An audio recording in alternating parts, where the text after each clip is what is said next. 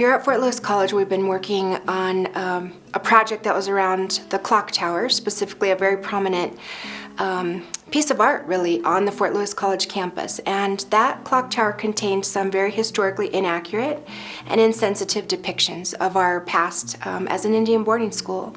And so when the students would walk by, people go across our beautiful campus to class, you know, with over 45% Native American and Indigenous students, they would have actually avoid the clock tower and circle and go around it, because to see those images and to feel the memories that it just tore open and brought forward was really painful for people.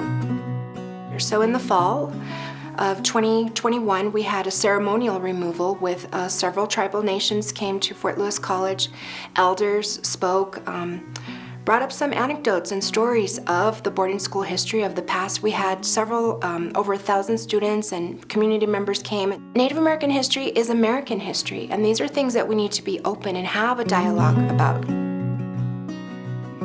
As curatorial fellow, I created an exhibit called As Seeds We Grow, Student Reflections on Resilience, and it featured 13 current students and 4 alumni of Fort Lewis College. In my role, I mentored them, communicated with them, built the vision for the exhibit, and talked through how to present ourselves in a contemporary artistic way while acknowledging and honoring the past.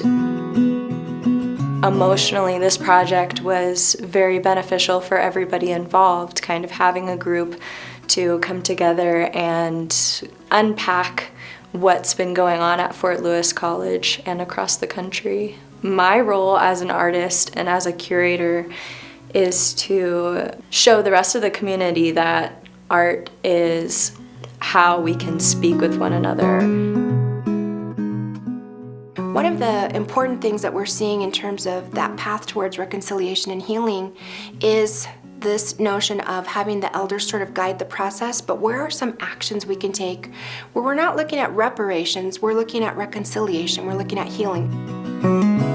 One of the things that we know that happened in the boarding schools all across the United States and at Fort Lewis College when it was an Indian boarding school was the loss of language. We have elder instructors who actually serve as the teachers, and then we have college professors who do a bit of academic work. We're reading textbooks and first-person narratives about the boarding school era, about language loss, about bringing language home and what it really means to know yourself, develop your academic identity, be mentally strong and well and healthy by knowing who you are, and language is such a huge part of that. But it wouldn't be possible without our community partners, because it takes a lot to gather up on a Saturday, people from, you know, hundreds of miles away coming together. It's a joyous silver lining on a pretty dark cloud.